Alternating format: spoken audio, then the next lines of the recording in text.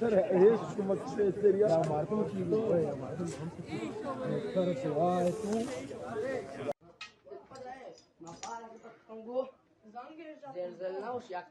پیرام کجا رفته؟ موشک ما جدا رفته منگو بابا کار موشکه.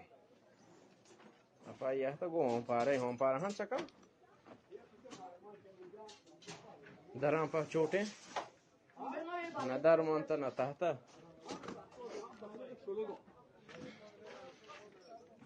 چوکا ہے چوک چه؟ دوشی صدای سمیه ذکران کورت وقت بیچاره تبزیان رزو هیچ نگوشه شکر الله بگو ندار مانتا نپانجره بل شکر الله وسط فینا صدای نقلی کوری اما وسط کدک لیوا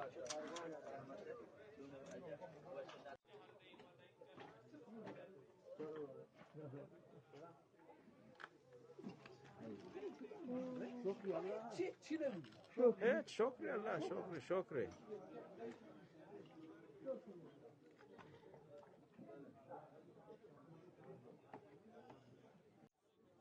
Pakistan used killer drones and rockets to strike separatist Baluch militants inside Iran on Thursday, Pakistani authorities said, retaliating 2 days after Tehran said it attacked the bases of another group within Pakistani territory. This eyewitness video, verified by Reuters, shows the aftermath of Thursday's strike in a village near Saravan, close to Iran's border with Pakistan. Iranian media said several missiles killed at least 9 people, including 4 children. The neighbours have had rocky ties in the past, but these strikes are the highest-profile cross-border intrusions in recent years. They add to growing concerns about instability in the Middle East, since the Gazan war between Israel and Hamas erupted on October 7th. Mumtaz Zahra Baluch, spokesperson for Pakistan's foreign ministry, said a number of what she called terrorists were killed. This morning's action was taken in light of credible intelligence of impending large-scale terrorist activities against Pakistan by these terrorists. Iran is a brotherly country, and the people of Pakistan have great respect and affection for the people of Iran. Other official statements stressed Iran's sovereignty, showing a desire to keep the spat contained, analysts say. But there are fears it could get out of hand. A senior Pakistan security official told Reuters the military would meet any misadventure from the Iranian side forcefully. Tehran strongly condemned the strikes, saying civilians were killed, and summoned Pakistan's chargé d'affaires for an explanation. Interior Minister Ahmad Fahidi said those killed were non-Iranian citizens. A Pakistani military statement said the targets were bases used by the Baluch Liberation Front, which is waging an armed insurgency against the Pakistani state and the associated Baluch Liberation Army. Iran said on Tuesday it had hit targets inside Pakistan that it alleged were bases of Jaish al-Adl.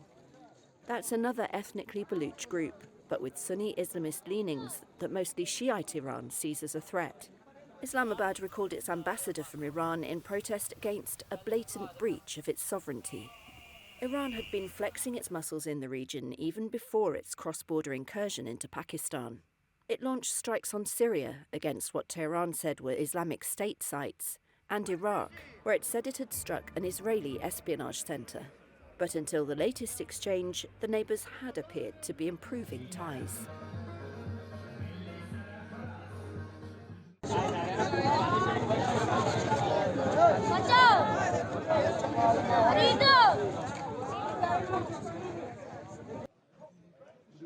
دوشی صدای سمیه ذکران کورت وقت بیچاره تبزیان رزو هیچ نگوشه شکر الله بگو ندار مانتا نپانجره بل شکر الله وسط فینا صدای نقلی کوری اما وسط کدک لیوا Well, there's been long-standing frictions along the border of Afghanistan, Pakistan, and Iran. In fact, this has been an area of drug smuggling, of extremist activity that has long been a point of contention for each of the governments and the various militant groups that are operational around the region. It has at times brought various governments into very close to direct conflict. We have never seen anything escalate to the point of, a conventional military exchange. And in this latest series of attacks between Pakistan and Iran, I think that there was a deliberate attempt to ensure that neither military was hit on either side. The Iranians hit what they described as a militia group, as did the Pakistanis. And I think that for now keeps this to a calibrated exchange. It does, up the temperature in the region, and I think it leaves open the possibility of additional violence.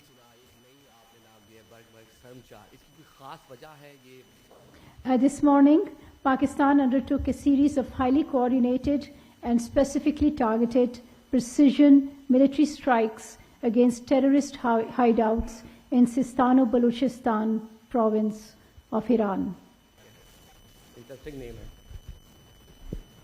سخنگوی وزارت امور خارجه حمله پاکستان به نقطه مرزی جمهوری اسلامی ایران را محکوم کرد. دریافتی این است که 4 زن، 4 کودک، 3 زن و 2 مرد که اینها اتباع خارجی بودن، در واقع در اون انفجاری که در روستایی که 3-4 کیلومتری مرز ایران هست اتفاق افتاده، اینها کشته شد. Well, I would expect that the frictions along the border with Pakistan are not likely to escalate. They will continue to create political tensions between the two governments, but both governments have other issues to deal with, and this will, it would be highly unusual if this were to rise to a very significant breach or an escalation of the violence. I think the larger conflict that is consuming the Middle East is the one that is directly related to the war in Gaza and the extent to which the Islamic Republic of Iran has mobilized its allies and proxies across the region to try to demonstrate that it can continue to wield influence and power without actually getting directly involved in the violence itself. We've seen the Houthis in particular in Yemen obstructing maritime traffic through the Red Sea in a way that's going to have a very long-term impact on the global economy. And that has brought the United States directly into military action in the region, despite the Biden administration's determined efforts to try to extricate the United States from the Middle East. And so my sense is that we're going to continue to see a considerable degree of uncertainty and instability across the broader region. And Iran is playing a very significant role in all of that.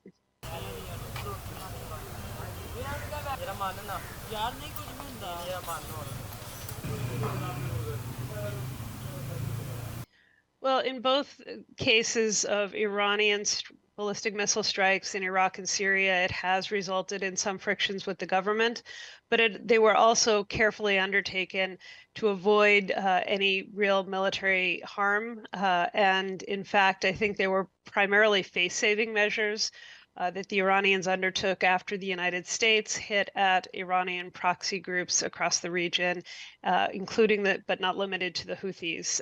So what we're seeing really is a kind of calibrated exchange of hostilities between the United States, Iran, and various proxy groups. Thus far, I don't see any significant prospect that this is going to escalate into a direct exchange of military conflict between the United States and Iran. But the longer it goes, the more opportunities there are for miscalculation or for catastrophic success, which then brings in the possibility of a much more significant war in which Washington would be a party rather than an offshore balancer.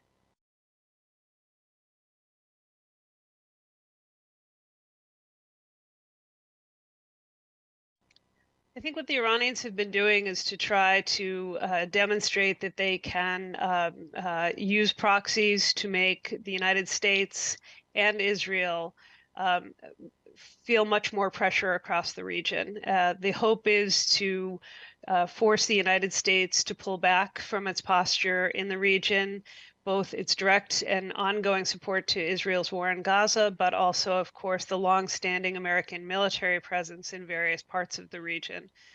With respect to Israel, what the Iranians are hoping to do is to ensure that the Israelis are not able to succeed in their war aims to eradicate Hamas in its entirety, and to in fact ensure that the Israelis don't experience, an end to this conflict in a way that gives them some sense of closure, conclusion, and even a sense of victory. As long as the Israelis don't win, the Iranians will perceive that as a victory.